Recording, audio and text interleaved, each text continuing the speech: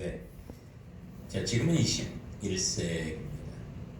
21세기에는 이상 고온과 민족 분쟁, 그리고 종교 분쟁, 높은 실업률, 물 문제, 식량 문제, 그리고 코로나19 같은 전염병의 세계적 팬데믹 등 더 이상 피할 곳이 없는 막장의 세상이라고 할 수가 있습니다.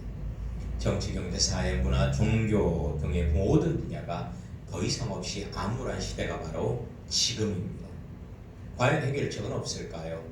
해결책이 있다면 그것은 무엇일까요? 인류의 문제를 해결해 줄 진정한 리더십을 가진 인물은 누구일까요? 사실상 이런 혼란의 시기일수록 정부와 기업과 교회의 지도자들은 이기적인 그런 자세를 버리고 희생적인 섬김의 자세를 가져야만 합니다. 또한 한국의 최고 통치권자인 대통령은 자신은 절대 권력자라는 그런 권위의식을 버리고 국민의 작은 신분뿐이다 라고 하는 겸손한 성신 철학을 가져야 될 때가 지금이 아닌가 싶습니다. 전쟁의 창고라는 세상의 중심에 선 여러분, 자유와 평안함을 얻으시려면 우리 본문의 말씀에 귀를 기울이시기 바랍니다. 성경에 해결책이 있습니다. 성경은 광야에 있는 성도들에게 주어진 광야의 가이드북이기 때문에 그렇습니다. 본문에 등대불과 같이 소망의 항구로 인도해주는 말씀이 나옵니다. 우리 다 같이 1절을 한번 보시겠습니다. 1절에 보면 하나님은 우리의 피난처요 힘이시니 환난 중에 만날 큰 도움이시라 이렇게 증거하고 있습니다. 하나님만이 우리의 참된 피난처요 능력이요 어려움이 처할 때 실제적으로 도와주실 수 있는 분이 하나님이라고 증거를 합니다. 여러분, 우리 인생의 진실된 해답은 바로 하나님이십니다. 하나님 안에 거할 때, 하나님을 의지할 때, 하나님과 동행할 때 참된 자유와 평강이 우리에게 찾아온다는 것입니다. 하나님 이외에 세상의 모든 것을 소유했던 솔로몬 왕은 마지막에 헛되도다 라는 말을 남겼습니다. 헛되도다.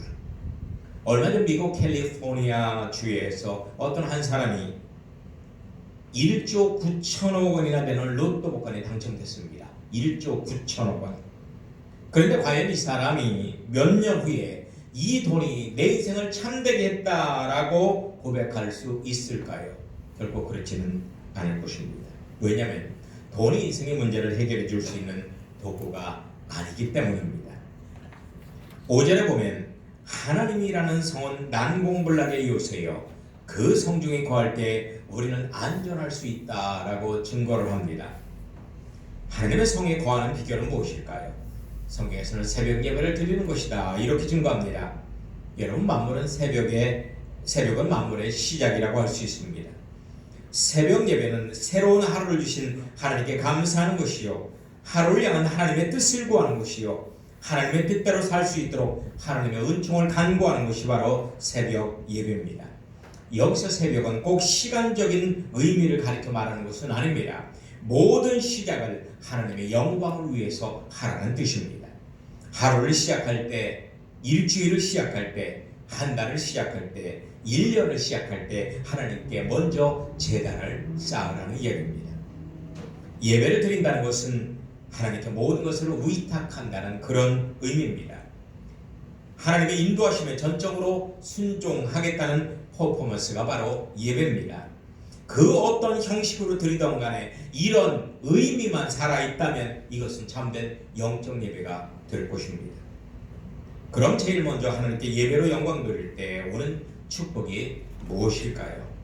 하나님을 경배할 때 하나님께서는 우리 영혼에 만족감을 주십니다. 머슬로 오는 인간의 욕구를 5단계로 분류했습니다. 생리적 욕구, 안전 욕구, 사회적 욕구, 존경 욕구, 자아실현 욕구입니다. 하지만 이런 기본적 욕구에 존재하는 욕구가 있습니다. 그건 뭐냐? 하나님의 거룩함에 도달하려는 영적 욕구입니다. 영적 욕구. 예배의식은 이런 영적 욕구를 달성하기 위한 인간의 원초적인 몸부림이 바로 예배입니다. 모든 것이 시작되는 예배에서 하나님으로부터 받을 수 있는 것은 바로 영적인 것입니다. 우리 영혼에 꼭 필요한 것들을 예배를 통해서 받을 수 있습니다. 육적인 것을 원하려면 예배를 드리는 것보다도 건강을 위해서 더 잠을 자든가 운동하든가 더 일해서 돈을 벌어야 할 것입니다. 영적인 것은 물질이나 정신적인 것보다 훨씬 더 중요하다는 것을 알아야 합니다. 그래서 우리 그리스도인이 성경적 세계관을 가져야만 하는 것입니다. 소아시아 7교회 사역자 중에서 성경적 세계관으로 무장된 대표적인 사람이 바로 빌라델피아 교회 사역자입니다. 반면에 세속적 세계관으로 무장된 대표적인 사람은 라오디게아 교회 사역자입니다. 주님께서는 빌라델피아 사역자에게 3층천에 입성하는 최고의 축복을 주셨습니다. 반면에 라오디게아 교회 사역자는 토하여 내치리라 라고 선언하셨습니다. 여러분, 세상의 모든 것이 중요합니다. 소중합니다. 하지만 분명한 영적 순위가 있다는 것을 알아야만 하는 것입니다. 영혼이 잘 되는 복을 먼저 받고 그 다음에 범사에 잘 되고 강건해지는 복을 받아야 부작용이 없이 평안해지는 것입니다. 건강한 것, 돈 많은 것, 오래 사는 것, 평안한 것이 축복이라는 인식은 성경적이 아닌 세속적인 가치관입니다. 이런 세상적인 것들에는 치명적인 약점이 있어요. 첫 번째는 변수가 있다는 것입니다. 세상에는 반드시 예측 불허의 일이 생깁니다. 그래서 그 어떤 부귀영화도 결코 안심할 수 없습니다. 안심할 수 없습니다. 두 번째는 유한합니다. 세상의 모든 것을 다 가졌다 하더라도 일평생 꾸준히 행복한 사람은 없습니다. 설사 행복하다 하더라도 행복은 50년 안팎에 불과합니다. 찰나적입니다. 그리고 일관성이 없습니다. 일관성이 없습니다. 가지면 가질수록 새로운 것에 대한 욕구가 생겨서 더 큰 불만족을 갖게 되는 것입니다. 남편 6명을 두었지만 늘 만족하지 못했던 사마리아 여인같이 말입니다. 어느 가난한 노총각이 소원을 들어달라고 하나님께 기도를 했습니다. 그러자 하나님께서 한 가지 소원만 들어줄 테니까 말하거라 했습니다. 그런데 그 노총각은 욕심이 많았어요. 동시에 3가지를 다 얻고 싶었습니다. 동시에 3가지를 얻고 싶었어요. 그래서 돈, 여자, 결혼 그랬습니다. 돈, 여자, 결혼 그랬어요. 그러니까 하나님께서 그 총각의 기도대로 정신이 돈 여자와 결혼을 시켜줬다고 합니다. 정신이 돈 여자와 결혼을 시켜줬어요. 돈 여자 결혼해가. 본문에서 하나님께서는 도우신다는 것은 그 세상적인 무엇가를 주온다는 것이 아닙니다. 하나님 자신이 인격적으로 우리를 만나 주시겠다는 것입니다. 우리 인간의 하나님을 인격적으로 만난다는 것은 가장 큰 축복이기 때문입니다. 하나님 자신이 곧 행복과 평안과 기쁨의 근원이 되시기 때문입니다. 사람을 잘 만나도 인생이 바뀌는데 하물며 전지전능하신 하나님을 인격적으로 만나면 오죽하겠습니까? 하나님을 인격적으로 만나면 여러분의 운명이 체인지 됩니다. 하나님을 인격적으로 만나면 여러분의 인생이 성공적으로 업되는 것입니다. 한마디로 하나님을 인격적으로 만나면 우리 모두가 체인지 업되는 거예요. 체인지 업. 장녀 막달라 마리아, 사기꾼이었던 삭개오, 문둥병자였던 시몬, 파산한 어부 베드로, 깡패였던 기믹뚝, 살인마였던 구제공, 노예였던 아굴라, 탕자였던 어거스틴 등이 하나님을 인격적으로 만나면서 그들의 인생이 바뀌었습니다. 시궁창같이 불행한 인생에서 천국같이 행복한 인생으로 업되었던 것입니다. 체인지되고 업되었던 것입니다. 본문에서 하나님을 인격적으로 만난 시인은 인생의 초점이 자기 자신이 아닌 하나님께 맞춰져 있음을 알 수가 있습니다. 하나님은 힘이시며 환난 중에 큰 도움이시라. 할렐루야. 하나님의 힘이시며 환난 중에 만날 큰 도움이시라. 전능하신 하나님께 인생의 초점을 맞추어 사는 사람과 연약하고 죄악된 자기 자신에게 인생의 초점을 맞추어 사는 사람의 차이는 천국과 지옥의 차이일 것입니다. 모든 것을 첫 시작을 하나님 앞에 예배를 드리는 것으로 우리 인생을 하나님께 초점을 맞추는 거룩한 믿음의 표현이 필요한 것입니다. 여러분, 주일은 일주일의 첫 시작입니다. 그래서 주일 예배를 드리는 주일 성수가 중요하다는 것입니다. 저 시작을 예배로 시작하는 경건한 사람에게 반드시 하나님께서는 그 인생, 그 가정, 그 사업장, 그 나라를 책임져 주십니다. 자, 그렇다면 축복받는 삶의 태도가 무엇일까요? 축복받는 삶의 태도가 무엇일까요? 첫 번째는 감사하는 태도입니다. 감사하는 태도입니다. 우리는 수억만 가지 하나님의 은혜를 받으며 삽니다. 너무나 많아서 기억이 안 날 정도입니다. 그런데 은혜하는 것이 없다 보니 은혜에 대해서 무감각해지는 경향이 있습니다. 하나님께서는 가끔 그 은혜의 소중함을 알게 하시려고 일상의 평범한 듯한 축복을 거두어서 그리고 주님의 멍에를 지워 주시기도 합니다. 건강도 없어져 봐야 소중함을 알게 되죠. 가족도 헤어져 봐야 소중함을 알게 됩니다. 돈도 없어져 봐야 소중함을 알게 됩니다. 지금처럼 예배도 못 드려 봐야 소중함을 알게 되는 것입니다. 은혜도 고갈돼 봐야 소중함을 알게 되고요. 말씀도 못 들어봐야 소중함을 알게 되고요. 밥도 굶어 봐야 소중함을 알게 되는 것입니다. 우리는 있을 때 그 가치를 모릅니다. 우리가 고난을 당할 때 감사의 마음을 회복하고 주님께 나아간다면 즉시로 고난의 바람은 그치고 축복이 찾아올 것입니다. 전국은 감사의 나라입니다. 그런데 감사는 소유에 만족하면서 오는 것이 아니라 자족하는 겸손의 뿌리에서 열리는 그런 열매가 바로 감사입니다. 겸손한 사람은 감사하게 되고 감사하는 삶에서 천국이 건설되는 것입니다. 하나님께서 가나안 땅 입성 직전에 이스라엘 백성들을 40년 광야에서 훈련시킨 것은 감사하는 삶의 태도를 갖도록 하기 위함이었습니다.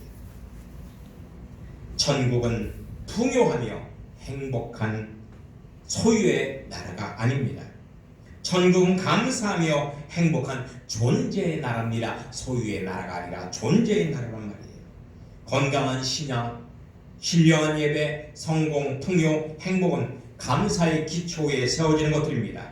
감사의 마음을 잃으면 천하를 잃는 것과도 같다는 것을 알아야 합니다. 감사의 기초가 없는 부귀영화는 사상 누각이기 때문입니다. 그래서 하박국서에서는 이렇게 증거하고 있어요.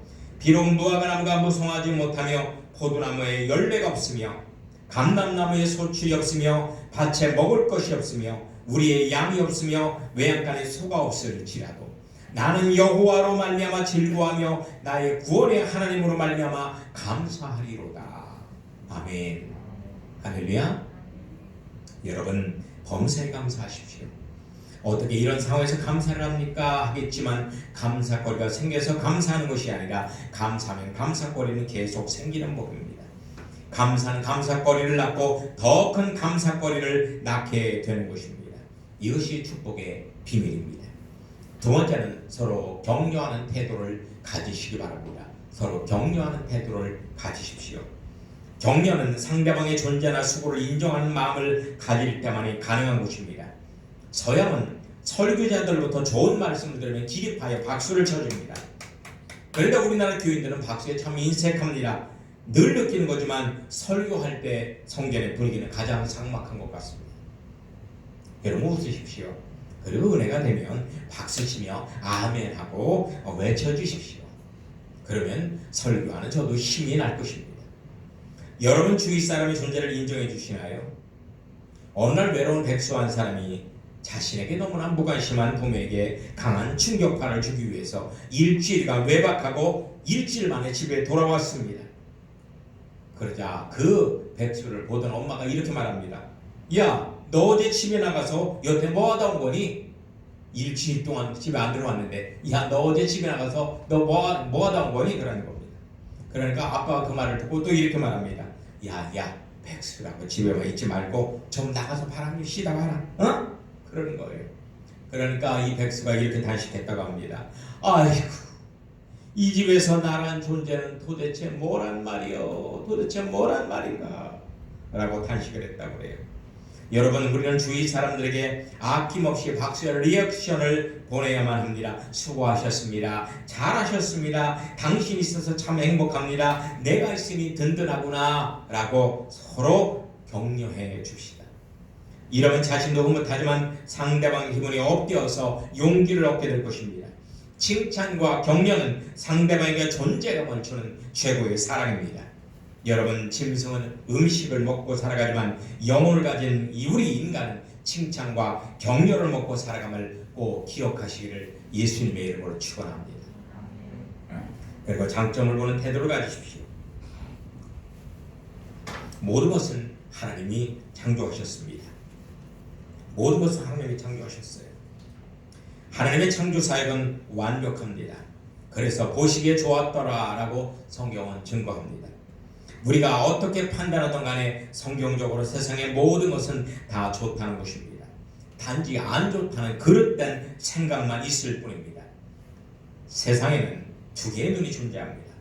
세상의 장점만을 보는 창조적 눈과 세상의 단점만을 보는 타락의 눈입니다. 여러분, 빛 가운데 있으면 장점만 보입니다. 하지만 어둠 속에 있으면 단점만 보이게 되는 법입니다.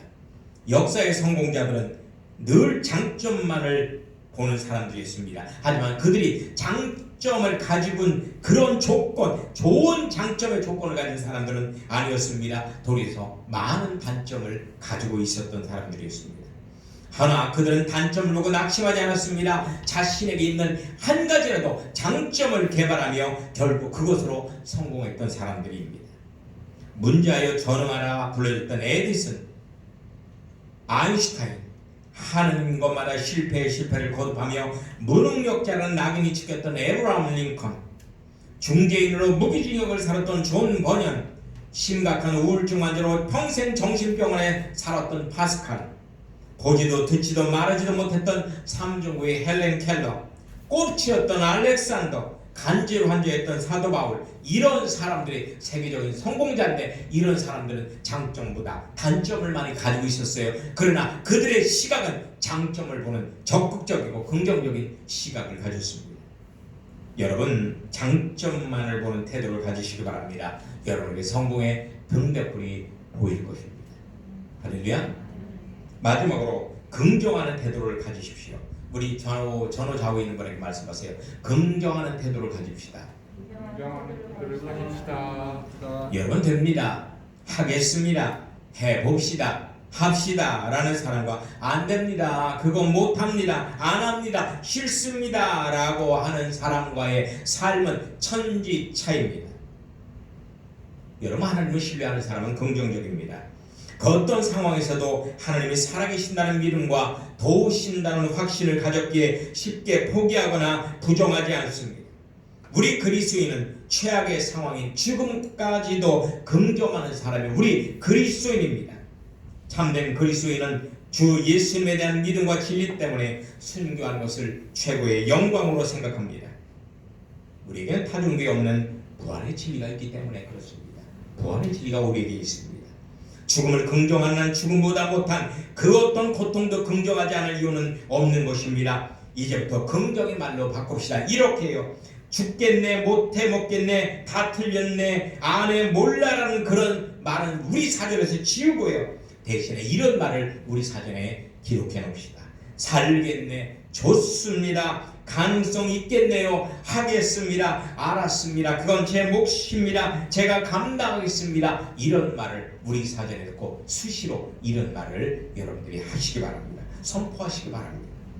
긍정하는 태도의 사람에겐 천상천하의 모든 만물이 그를 돕게 되어 있습니다. 하나님은 만물을 긍정적으로 창조했기 때문입니다. 할렐루야. 코로나 시대에 축복받는 이러한 삶의 태도를 가지고 여러분들 꼭 하나님으로부터 많은 복을 받으시기를 예수님의 이름으로 축원합니다. 아멘. 아멘.